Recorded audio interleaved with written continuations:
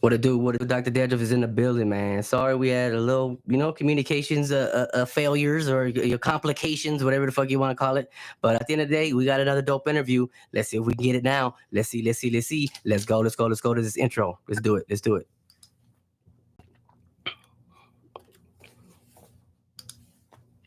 Coming from a land where no one gives one fuck.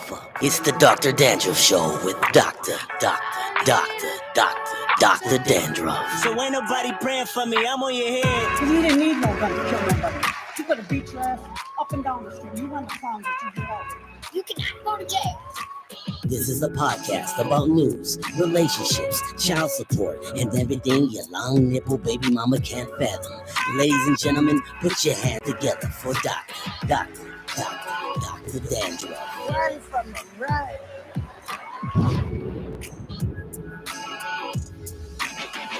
Hey, what it do? We're trying this again for the second time around, but it's gonna be great, man. I promise you.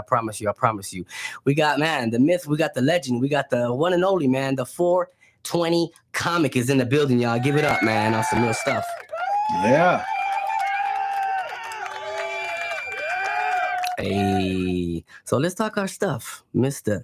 420 comic. Yeah.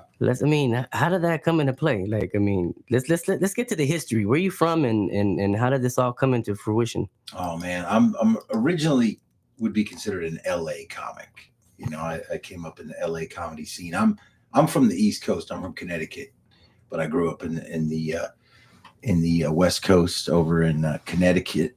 Is where I started, but I ended up in Phoenix and LA, but went through the whole LA school system, man. I lived in a blood neighborhood on the west side, and then they bused me to Pacoima. So I got a real thick skin, and I learned how to, navigate in Los Angeles, being a white boy, and which I was made very aware of the fact that I was a white boy all the time. All right. And I did the heavy metal thing on the Sunset Strip for years. So I got in the entertainment thing pretty early, right after high school. And we did that for a good, I did that for a good 5.5 years with one band. And we would sell out all the shows on the Strip, the Troubadour, the Whiskey, the Roxy, all those shows. And so that gave me the kind of courage to perform on stage. Mm-hmm. And then I got into another band after that with me and three Mexican dudes. The first band was called Night Riot, and we were very popular. And then the second band was called Justice League, and Justice League was me and three Mexican dudes. They were originally called Los Banditos when I met them. Los Bandidos. And I was like, I don't think this is. Isn't that ironic though? How your story goes? This is, you said the Justice League. Yep. So we're gonna get into that later. Yeah. But hey, y'all, stay tuned, man. This guy right here is a legend. Right. Keep going. Go ahead. And that wasn't by accident. Yeah. And so yeah, I had done the music thing. First being in a band with my big brother Dagwood, and we were, our heroes would come see us. I mean, Ronnie James Dio and Gene Simmons and Rob Halford from Judas Priest, Axl, they would come see us. So we were pretty popular. And so playing in bands was great, but you have to, it's like a marriage. You gotta deal with a lot of people's personalities. And after a while I was like, I like performing, but I'm getting really tired of trying to, be everything to everybody. Right. So if it's just me and a mic, maybe I could make something of this. And so I switched from rock and roll into comedy, mainly because when I was in rock and roll, I would kind of goof around a lot between songs, and people would go, you should be a comedian. You should be a comedian. But I was terrified of that because I would, you're from LA. I would drive right down the Sunset Strip past the Comedy Store and just glance and go, those are where the crazy people are. That's where the badasses do their thing. Mm-hmm. And I would go straight up to the Whiskey or the Roxy, doing something badass myself. Mm-hmm. But, I would think that the comedians were kind of like, the place is legendary, Yeah. So it's like, I thought not that the Roxy's and stuff, but you know what I mean? Right. I thought it took so much courage to be a comedian. Mm-hmm. I just kind of admired them. So then when I finally had the courage, the crazy thing was at this time, this is definitely something I've told many times, but in 1993, I was in that band called Justice League, and I was a dude living in a little camper in Burbank with a dog, and I would see this guy at the supermarket who was like me, LA famous. Like I would headline shows out there in a band, but I would see this dude in a suit and tie at the supermarket, and he was a comedian. Right. And it was George Lopez. Hey, it was my homie George. Shout out George Lopez. Yeah. Man. So I would see George, man, like back in 1993, and he would just mess with me. He'd see me at the supermarket and be like, "Hey, man, I smelled a skunk when I walked in, bro." I thought I'll let you guys. It must be you, bro. And he goes, "Yeah, there you are." Like, so he would mess with me about being a stoner and stuff like that. And so in like 10 years later, I become a comedian. I start to try to become a comedian. I'm working at the Ice House Comedy Club in Pasadena as the doorman. And George comes through, and I'm like, "George, I'm doing it. I'm doing stand-up comedy now." And he goes, he wanted to see me and talk to me about it. And he goes, "What's your voice, man?" And I'm like, "I haven't figured that out yet." And he goes, "You're a pothead, man. You got to stick to that." He goes, "Someday Cheech and Chong, they're going to need to hand the mantle to somebody. So you got to be that guy." Damn. And so the crazy thing is I became the 420 comic, like within like a couple months of doing comedy. And so when I started going out as the 420 comic, a lot of people were like, "You're not going to get gigs. You're going to be pigeonholed. Nobody wants a stoner comic. Like that's too, it really was not received well." And so I just kept sticking at it for years and cutting my own kind of path. And along the way, people like Stoner Rob, they kind of came under, I'd give them shows and stuff. Yeah, when he was Robert Martinez, and then he became Stoner Rob and stuff. So there was becoming more and more of us, and this other cat I used to work with, him, Guy Ubilam. So that we were like, there was like a few pot comics that would kind of do some stuff together. And then, I started hosting like the Hemp Con at the LA Convention Center, San Bernardino Convention Center, San Jose. Yeah. So I started, really creating this path, but all along I had not talked to George. I had just gone and about my own business. Right. So in 2018, I reconnect with George after 14 years. I hadn't really sat down with him in 14 years. Damn. So I wanted him to know that I wasn't going to bug him and try to like pimp off of him. Right. I was going to go and make something of myself. And he had been watching me the whole time. Oh, man. He'd been paying attention to my career, and he's been very supportive in that respect. I mean, he's been very cool. He knows all about what I do and stuff. So when I do get to hang with George, I've been to his famous party, Who Weed in My Pool. Weed in my pool. He has a kind of a pot party in his backyard that was dope. Yeah, I mean, not only that, not to cut you off, but I mean, congrats on, to George, what I'm saying, on the Blue Beetle and stuff, I know. That thing's crazy, what I'm saying, but it's kind of like your story, as far as the comic thing goes, but, I just wanted to give him a shout out to that. And I think that's great. And I told him, personally, I said, this is going to do a lot for you, man, being in a superhero movie. And I haven't seen it yet, but it looks really good. It's awesome. Yeah. And I forgot his name, but I love the dude from Cobra Kai. He's a really good actor. Okay. I think he's got the kid that's playing Blue Beetle, I forgot it. He's Mexican, but I think he's Mexican or Latin descent, but very talented, likable guy. But George is, he's got his sitcom with his daughter and stuff. Awesome. I basically gave him the idea for Al Madrigal's character. I don't know if you've seen his show. I haven't. I gotta watch it now. I sat down and said to him when he was making his show, I'm like, dude, you need a stoner neighbor. It's like your pot dealer or the guy that you get weed from. And I said, dude, put me in, coach. But that didn't happen. That's all right. But no, so Yeah, I went, I've been following this path as the 420 comic, and then 14 years later too, I opened for Cheech and Chong.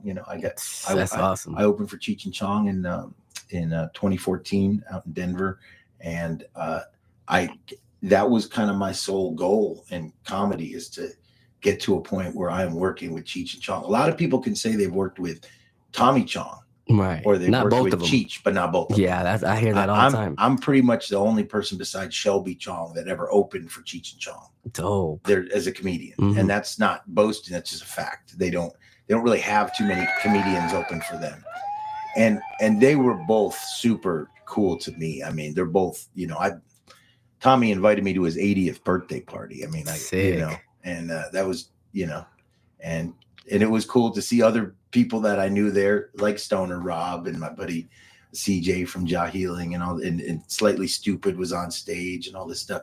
So to even be considered in the memory of some of these people, and then, my other favorite thing is I got to I did an event in LA called the Buddha Fest, and Willie Nelson was there and he performed. So I got to talking with Willie Nelson about that, and he was like, "Yeah, tell people you've worked with me, man." And so I got high with Willie Nelson out here in Vegas, right? And that was probably the coolest few seconds of my life, having Willie Nelson hand me a joint. That's crazy. I mean, that's real talk, though. I mean, at the end of the day, like, so you hanging with the stars, you know what I'm saying? Yeah. Like, made a name for yourself pretty much. And, like, when did you feel a pivotal moment where you're like, you know what, hey, I'm actually doing this? Was it the Cheech and Chong thing, or? The Cheech and Chong thing was like probably the biggest benchmark of like what's happening. But, just to probably the very first time was 2010. I headlined the Comedy Store in the main room. That's big. It's 400 people, and I'm like, that's huge. I'm headlining arguably the biggest club in America. Most iconic, pretty much, yeah. And so, and on my own terms too. I just got to, be myself and do what I do. And so I got to do that twice, and that was great. But yeah, that first time was like, wow, this is for real, man. I'm on the Sunset Strip, that place I used to drive by and be intimidated by. Now I'm headlining it. That's awesome, man. That's a beautiful thing, man. So that was a big deal.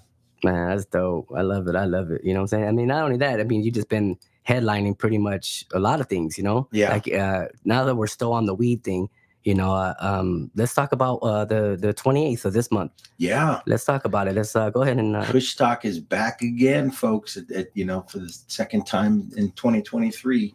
We were just we had a wonderful time in April, but you know how we do. Dr. K likes to bring a fall show too. So, you never know who's going to be at Kush Talk. I've had the good fortune of working with Bone Thugs and Harmony, with E40, with Too Short, Cottonmouth Kings. I mean, Soulja Boy. I just, I get to work with a lot of great people. Don Carlos, the legend. So I was the guy that would go up and tell jokes between sets sometimes.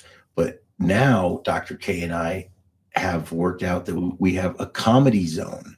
It's a stage right next to the Barbie VIP lounge and the medicated Barbies. And we have a stage that's comedy all day long. Comedians from LA, Vegas, and that's awesome. Wherever. And it's really fun because now Spanky Hayes is going to be up on the main stage hosting. Shout out my boy Spanky Hayes, man. That's our homie. Shit. Yep, he's going to be hosting, so he'll be bringing the yucks up there. And then there's 5 stages. So there's the reggae stage with my homies Irie Nations, and there's going to be the drifting. If you haven't been to Kush Talk, folks, I need to go. There's drifting outside. There's all kinds of interactive activity. Of course, if you're a cannabis enthusiast, you're gonna be able to imbibe, and all kinds of great food, and just it's an amazing thing, and it's all free. That's the amazing part about Kush Talk. I've been doing Kush Talk for about 7 years now, and we used to do it in San Bernardino but this is a wonderful place. Kushstock is right in the middle of everything for LA and Vegas. It's at a baseball stadium, Adelanto Stadium. Oh, that's the Diamondbacks. Oh, or they were the Diamondbacks. Oh, really? Is that where they would? Yeah, it's they would play on 395. Oh, okay. Yeah, I used to live around there. Yeah. Okay, so it's a wonderful spot. It's a nice venue. It's dope. It's a dope baseball diamond and stuff. You know, and arena. I got a slew of great comedians. Plus, I got to give a shout out to my boy from Raider Nation. This is going to be great. On my stage, I'm going to have, he was there last year on the main stage, but he's going to be on my stage. Certified Trouble is going to be there. So, yeah. That's what's up. Certified Trouble, man. Certified trouble everywhere you go. He's That's certified right. Trouble. Yep. That's and of course, good, you know, he's repping the Raider Nation. So that's going to be fun. And yeah, so folks come out to Kushstock, you know, this is the weather's perfect for it. And it's a Saturday. What's great about it, it pretty much ends at It's free. It's Shit, free. that's the great thing. Yeah. And it pretty much, you know, it starts at 11 and it ends probably about 9 o'clock, 8:30. It's perfect. So it's not something you know, have to commit too much to. And it's, but man, it's a good time. Man, so not only that, I mean, you're just so dynamic as far as like versatile. Oh, thanks. Like, I mean, not from just your comedy being a, you know, stoner, but hosting and just doing events and just always know how to keep the crowd engaged. You know what I'm saying? Whether they're smoking weed, whether they're sober, whether they're drinking. Right. I mean, it's funny all around. But for those, I mean, they've probably seen you on HBO, TMZ, man, and the list goes on. And not only that, you used to work with Marvel Comics and Mr. Stan Lee, rest in peace, huh? Unbelievable. Yeah. I mean, I pitched myself in 1990. I was an animator and I worked for Stan Lee. I mean, that was my goal as a kid. It was like to be, you know, a comic book artist and to work for Stan Lee was the neatest, because the weird thing was I didn't meet Stan Lee till 10 years after I worked for him. I didn't meet him till the year 2000. And that was on a TV show called Oblivious, the game show you didn't know you were on. Oh, shit. So I was dressed up as my superhero alter ego, Sheepman. Sheepman. And this guy right here, Sheepman. I was dressed up as Sheepman. Let's show him. And Sheepman's kind of like my Spider-Man, Superman. This is exclusive, y'all. I got my boy right here, the 420 comic, man. This is, he said he was dressed as Sheepman right here. Yeah, check it out, man. This is dope. We're gonna talk about this in a little bit after this, but this is a real comic book, man. I mean, my boy, he's an illustrator, man. Yeah. He does his own comics. It's fucking absurd. It's crazy. It's awesome, man. Great story. Keep going. Yeah. So Stan Lee, man, I got, you know, my family were animators, as I told you, and the neat thing was, when I was a kid, I used to stand behind artists when they drew Fat Albert. So it was only a matter of time before I did, you know, got involved. And what I did was really interesting. Even though I'm an artist, I directed mouth movements for 18 years. Oh, wow. I would make sure the mouths look like they were perfect. saying what they were saying. Yeah. And so, you know, the first show I worked on was Kid and Play, and that was fun. Kid and Play. And then another one was Attack of the Killer Tomatoes. I remember that. A Little Shop. I remember that. The Little Shop of Horrors one. Yeah. I worked on all those. And then the biggie was X-Men. I got offered to work on X-Men, and I was like, pinch me. I can't even believe I'm making Wolverine talk. This is insane. And so I worked on only season 1, but my brother Eric Peterson did the other 4 seasons, I believe. But they moved me over to Iron Man, Incredible Hulk, Fantastic Four. I worked on Biker Mice from Mars, Street Sharks, all these, over. Yeah, all these crazy I remember shows. Street Sharks. Yeah, Street Sharks. They were awesome. People loved those. They were awesome. And you know what's so funny, dude, is years ago, like maybe 10 years ago, no one gave 2 shits that I worked on all these. That is fucking incredible to me. People are like, you did what? That's just iconic. Yeah. So I grew up to that shit. Yeah. So like in 2 weeks, I'll be in 3 weeks, I'll be in Denver for the All Seas Fan Expo. They take me out there to sign autographs because that's probably my biggest market with my comic books and stuff. So, and it's fun, man. I never thought I would be, you know, having a kid come up with a Batman toy and ask me to sign it, you know, because I worked on Batman. He'd be like, you know, could you please sign this toy here with like your name. That is badass. Yeah, so it's man. like it's really neat because I love cartoons. I mean, I still do. I see that. Let's get into the comic book. I mean, Mhm. so how did this come into play? I mean, we got the Hemp Father, y'all. Man, y'all gotta get. And where could we get it? Like, I Oh, mean, I got man. my copy. It's a double copy, by the way. Bam! Look at we got Puff the Parrot on one side, and we got Yeah. the Hemp family, the We're- Hemp Father. Yep, we're in stores all across the country, and but here in Vegas, we're at a lot of spots. We're at Alternate Reality, we're at Biggie Smoke Shop, we're at Tattoos and Smoke, we're Okay. at Cosmic Comics, we're all over the place, man. There's a lot of great comic book stores here in Vegas.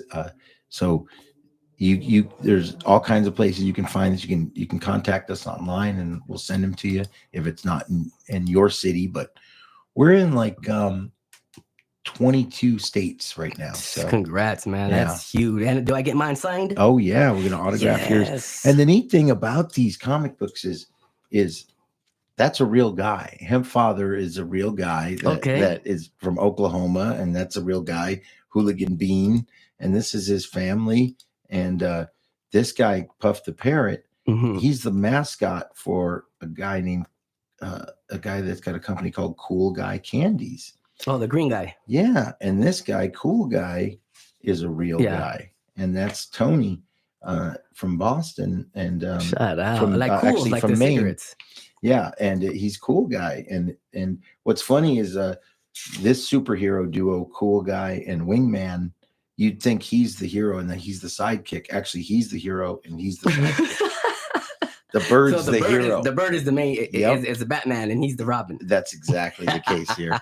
But these are very exciting because you can read all these, and then there's a series. There's crazy animal tales in here with Rudy the Raccoon. Right. Now, Rudy the Raccoon, when I met the Hemp Father at the Champs Convention, which is the cannabis convention in Denver, he dresses up like Jesus. He's a guy that dresses up. That's the Hemp Father. Yeah, he dresses up like in a Jesus He looks outfit. like him, yeah. And instead of the thorns, he has the marijuana. He around does. his head? And he had an actual raccoon in his hand when I met him. Oh, okay. And I was like, "Whoa, who's that?" And he goes, "That's my homie Rudy."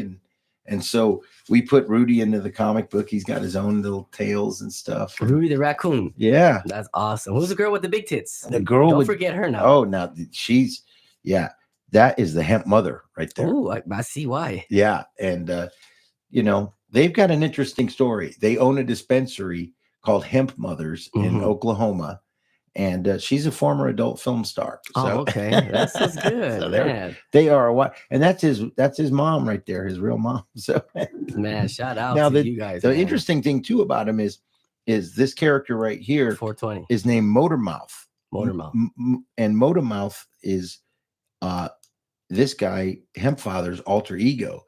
Years ago, about 20 years ago, Chad Bibler, who is the Hemp Father, was a daredevil, and he used to ride motorcycles and jump over barrels and jump over. Almost like an Evil Knievel. So we put him in there too. He's a big part of it. So that is awesome, man. Yeah. Man, kudos, man. That is thank you. Yeah, we have 31 comics out now, and we've got 7 in production that we're hoping to get out by the end of the year. But we just keep. This is what my brother Dagwood and I do. He is kind of my partner in crime. He does all the coloring, and he's a colorist, and he does all the layout and all the computer stuff. I write it and draw it. And you guys are a great team. And the neat thing too is what we're doing that no one's doing is we're bringing the cannabis industry. Like, look, here's our buddy Wilfred. We're bringing the cannabis you're industry. doing advertising from. Yeah, we're bringing that into comic book stores. That's awesome. That's huge. I mean, you could be in a comic book store and go, "Whoa, I didn't know that they had advertising like that." It's sort of like cigarettes and stuff, and Hustler and all that. Yeah. Yep. But you guys are bringing the weed. When we were kids, you would read comic books and there'd be ads for how to grow your own, tomatoes or whatever. Seeds and stuff. And weird, sell magazine subscriptions or whatever. So we're just doing that same thing. We're just modernizing it. Man, you guys are awesome on some real stuff, man. I'm intrigued. Let's get into some comments. What do we got? We got GCRN here says, hey, what up? Flip C says, yo, what up, what up, what up, what up? Flip Loco, she says, what's good? Julio Solario says, is that Jonathan Davis? Okay, you try to crack jokes, huh? That's cool. Kicking it with Julio. I go back with Korn. I'll give you a Korn story. Let's do it. When I was in Justice League, we were a rap metal band in 1993, and Korn at that time was called LAPD. Oh man. And they were a local rap metal band. So sometimes we would headline the FM station, sometimes LAPD would. Mm-hmm. So they get signed and become Korn. My band kind of goes, we got popular and then it just didn't go that way. Up and downs, yeah. But they had to change their name to Korn, or they had to change their name and they chose Korn. So here we are in 2014. I'm backstage with my girlfriend at Body Count at the Red Rocks.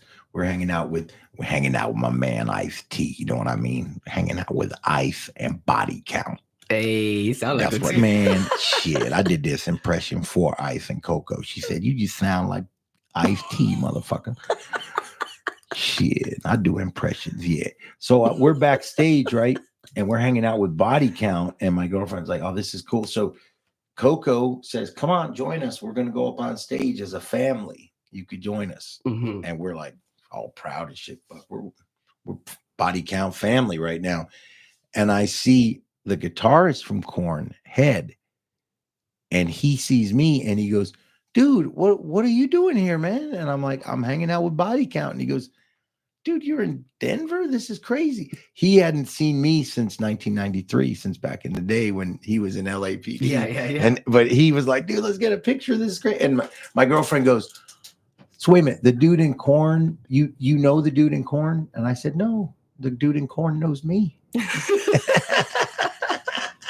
Get it So straight. that was dope. Yeah, that was a dope experience. Nah, that shit is crazy shit. Yeah, I do. That's one of the things I'm known for. I do celebrity impressions out there on the Vegas Strip for the tourists. Yeah, that shit is funny as shit. Currently, I have over 100 impressions right now. So who do you get a lot of flack from if you do it by any chance? Like, hey man, that was a great impression. Like, that was fucking pretty good. And Ice-T was awesome though, to tell you the truth. Yeah, Ice is one of the ones I'm known for the most, especially when you got a mic like this. I'm right up on the shit. You know what I mean? I'm about to sell this motherfucker car shield. No, the one that I'm known for is Barack Obama. I like to do Barry, especially when I'm with my wife, Michelle, we're hanging out. We like to listen to the comedy of Jeffrey Peterson because we think he's on the pulse. He's a funny guy, and doesn't hurt that he likes to be high when he does it. Of course, everybody. I can do the Don, and it's very important that we do the Don. I mean, you weren't expecting to have Donald Trump in this place right now, but here I am. I'm on the east side. It's wonderful. He's at the Dandruff show, y'all. It's a wonder. I've got dandruff too. There's nothing wrong with that. It's a wonderful thing. It's a Head and Shoulders, ladies and gentlemen. I use it. But we're by the Sphere. Have you seen the Sphere? You two are doing amazing things over there. That was a crazy ass fucking concert, man. That YouTube was wild. You got to catch it? I didn't get to catch it. I just got to see the highlights. Yeah. You know what I'm saying? But dude, the inside was so fucking amazing. The Sphere is crazy, though. Yeah. Man. Well, since you're a podcast, I got to give you my favorite podcaster. Look, here we go. Alex Jones, we need to talk right now, young man. Look, hey, Rogan didn't fucking write this down. You need to write this shit down. Very important. All right. Okay. It's happening right now. Project Bluebeam has moved into Operation Bluebeam. It's happening. We've got draconian shape-shifting aliens in the White House right now. Biden is not the real Biden. That's his brother, Beau. You're being fooled, people.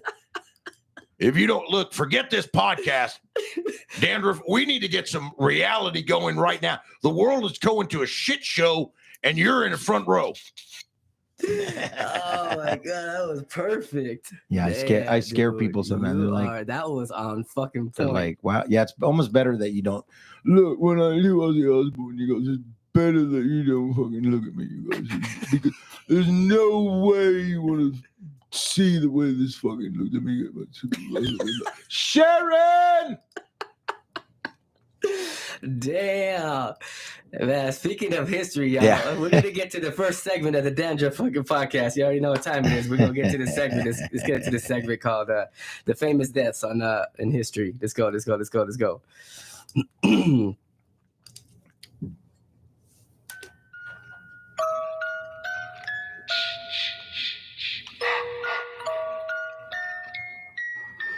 Ladies and gentlemen, sorry to stop the show, but this is the segment of the famous deaths in history. All right, y'all. We got Mr. John Elroy Sanford, man. Man, y'all known him on Sanford and Son, man. Great Red Fox, man, the legend. You know, better known by the stage name Red Fox, was an American stand-up comedian and actor. Fox gained success with his raunchy nightclub act before and during the Civil Rights Movement. Known as the King of the Party Records, he performed on more than 50 records in his lifetime. He portrayed Fred G. Sanford on the television show Sanford and Son and starred in The Red Fox Show and The Royal Family. Red Fox passed away after suffering a heart attack, man. Man, rest in peace, Mr. John Elroy Sanford, on some real shit on October 11th. Famous deaths in history. Let's go. All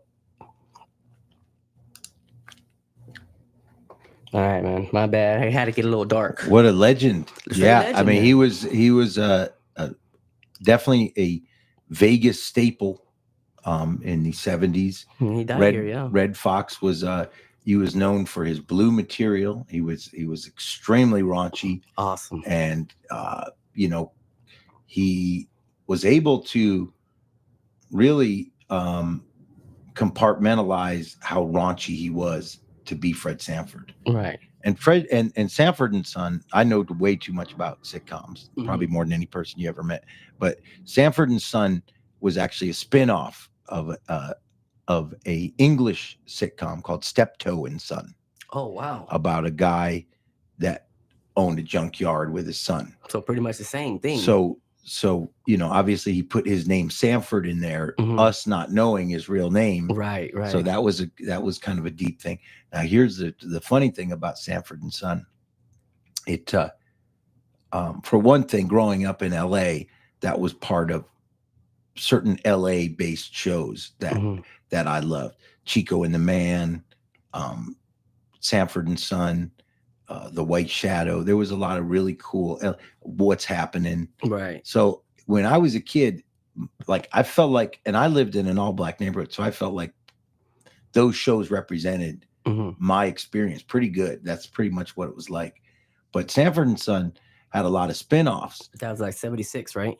Yeah, I think it was like closer to maybe when it started, like 76. It started 76? I think, yeah, I'm pretty sure. I thought sure. it was 74. Could have been. Well, first it was Sanford and Son, and then Lamont left after a few years, and it was called Sanford. And in Sanford was Fred and this big white biker dude. Oh, fuck. A big heavy set biker dude that was like, had long hair and shit. It looked like, wow, okay, that's the new show. And then Fred left, and it was Grady and Ann Esther, and it was called Sanford Arms. Oh, wow. And they turned his junkyard house into I guess a hotel, which is like, that don't make, who's going to go in the hood to a hotel that was a junkyard? Okay. And then after that didn't work, they just had a show called Grady, where they just had Grady, his friend Grady. Right. So they tried to keep that Sanford and Son thing going for years. That's fucking good. Hey, as long as they kept going, you know what I'm saying? Yeah. Like, because I mean, with that, yeah, it was probably before, like, you know, the person I had met that, you know, because since I'm filming for a TV show, you know, Miss Marla Gibbs was on, I think 227. Yeah. Right. And you know, just to get to work with her and Angela Gibbs and everybody is awesome. You know what I'm saying? She was from the Jeffersons. And the Jeffersons, that was her big thing. But yeah, she was the star of 227. And I worked with Curtis Baldwin. Yeah, the you know, the one that used to run around Regina Hall and you know, Regina King. Yeah, I mean Regina King. Yeah. Yeah. So Curtis Baldwin. Shout out to my boy Curtis Baldwin. You know what I'm saying, for giving me a break and on this TV show. So shout out to Real talk and Marla, beautiful soul. Shout out to my, she is. She's awesome. Yeah, and I used to see Regina King often. Mhm. I worked at a video store, and she was one of my customers. She was That's always awesome. She was always very nice. I kind of expected her to be, Bitchy. famous. Yeah. No, just bougie. no, like, I expected her to be more famous than she was. Mhm. She was. Okay. I could see that she's going to get bigger and bigger and Right. bigger, and but shout out to my buddy Barry Sobel, who was a cast member on 227. That's right. That's right. Comedian Barry Sobel. But yeah, man, I love sitcoms, and if I end up bumping into a person that's on a sitcom, especially old ones, I'm probably not going to let them not be my friend, because I've known Raj from What's Happening for 35 years now or whatever. So that's awesome. That's beautiful. Yeah. So if I bump into people like that, I'm like, no, I'm going to keep your number. Okay. I got a question for you. Sure. What would you tell, upcoming comedian right now, or actor or somebody that's trying to get into the, animation, and what would you tell them, about the game or about, some facts, something key that they must know? Well, the thing is, you're your biggest fan, and you have to be. You have to do this only for yourself. Mm-hmm. This can't be about anything other than that. That's the only thing that will drive ambition, is to meet your own standards personally. Right. And people look at me and they're like, how have you been in a band? You worked in animation, you've done comedy, you've done all these different things. You make comic book, because I'm the boss inside my head. It's right. I'm not trying to live up to anybody's standard but my own. Right. And but you got to be passionate about what you want. You can't phone anything in. I mean, the people who become great at things is because they're driven, and they're like, they can't not do that. Right. Somebody that's a great athlete, they couldn't be told not to be what That's they're true. doing. You know what I mean? Mm-hmm. So whatever your dream is, whether you're a musician, an artist, a performer, or even an accountant, just do the best you can do, and really enjoy the process. As soon as you don't enjoy what you're doing, do something else that you enjoy. Right. You're not going to give it 100%. Yeah. Pretty much. Yeah. Dude, there's no reason to have a dead end job. My mom was a wonderful example of that. My mom worked in insurance for years. She was like a receptionist or an office manager. And in her early 40s, she decided, I'm going to change my life and do something that's more meaningful. Right. She became a celebrity nanny. Oh, wow. And she worked for Clint Eastwood for 9 years. Damn. She worked for Steven Seagal for 7 years. She worked for Scott Bakula. She worked for a lot of famous people, Kelly LeBrock. And so she got to travel, see the world, do different things, had, Mm-hmm. a whole new life that she never thought she would have, because she took a risk, and she was like, you know what, I'm gonna change my life and do something I like.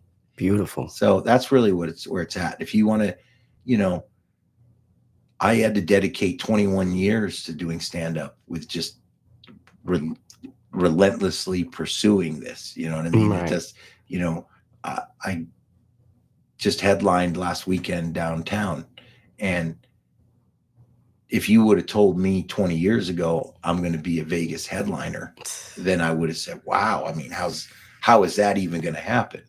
The only way it happens is putting in the work. Yep. Is loving what you do so much that you never have to be told to show up. You never have to be coaxed into it. Mm-hmm. You're the one driving yourself, you're the one, I did tons and tons of open mics, you know what I mean, to get to where I'm at, right. And I did,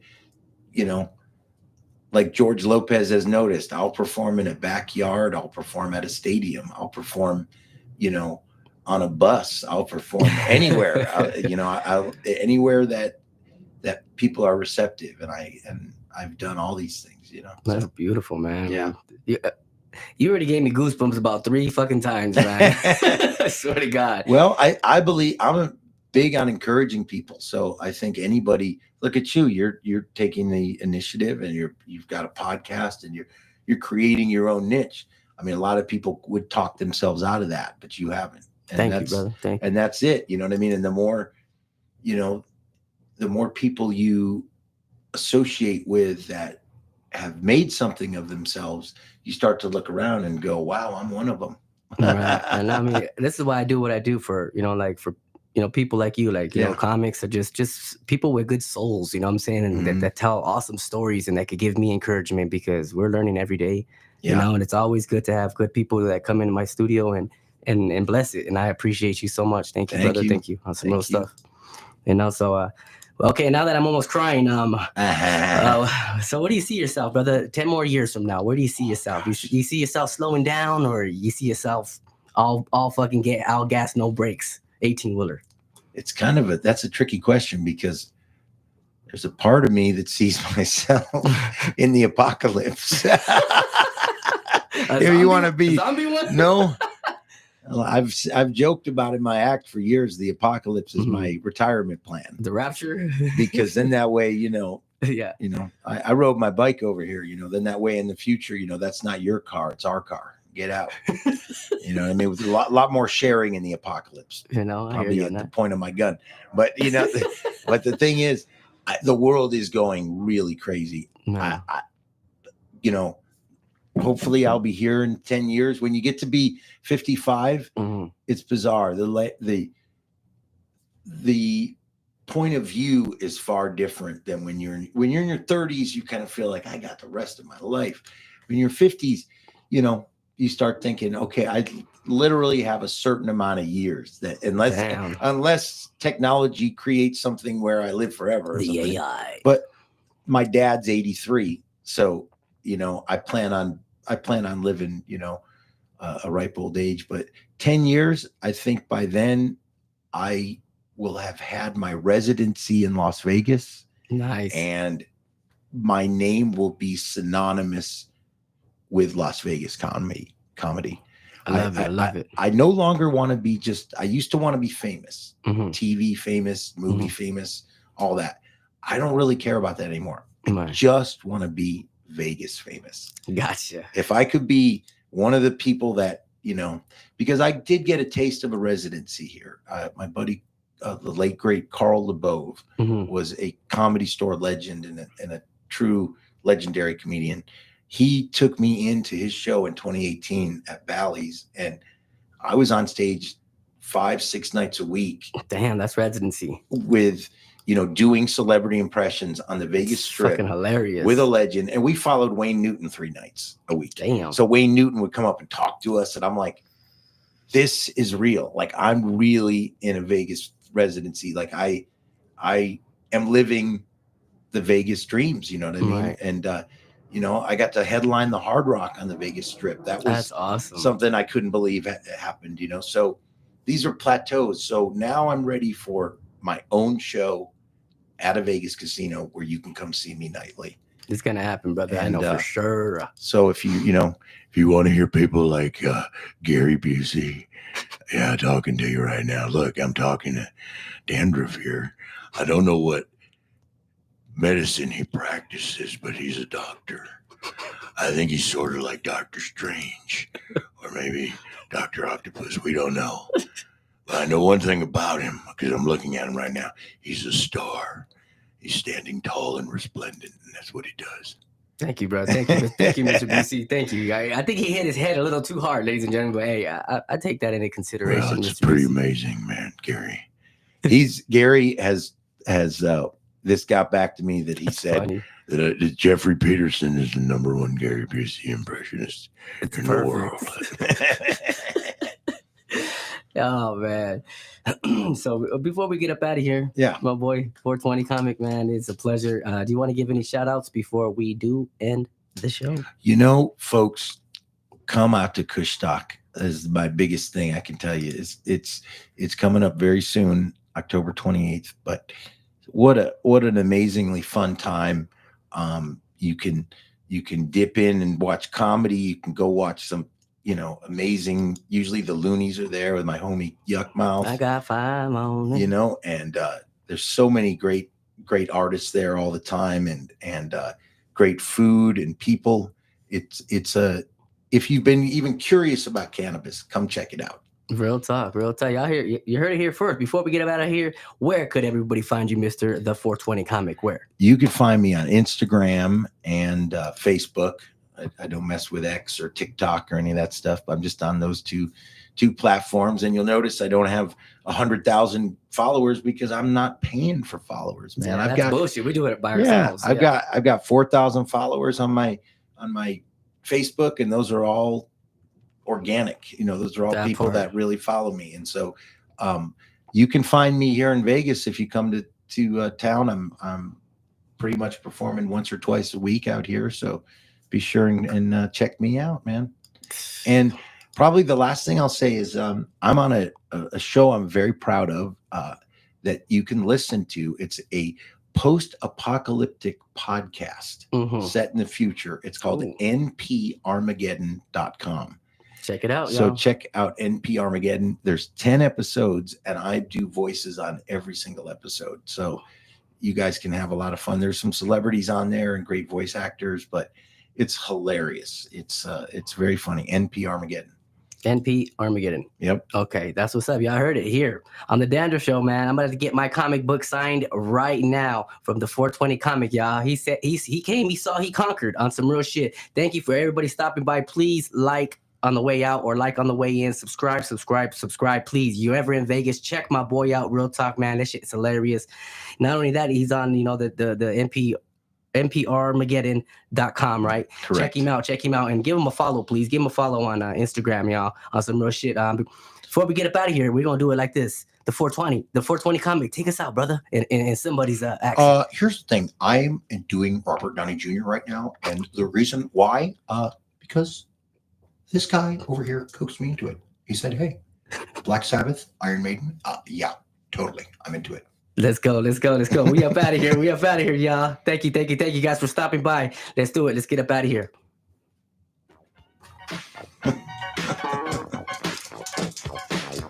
Thank you for tuning in to the Dr. Dandruff Show, bringing you the finest of entertainment to the players, the pimps, and these motherfucking hoes. Stars piling in from miles around just to see how Dr. Dandruff be putting it down.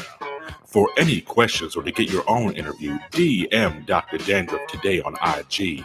Again, that is Dr. Dandruff on IG. For the best interviews, roasts, and just acting a motherfucking fool, tune in to the Dr. Dandruff podcast right here on YouTube. Dr. Dandruff's out here, baby. Dr. Dandruff's out here, baby. Dr. Dandruff's out here.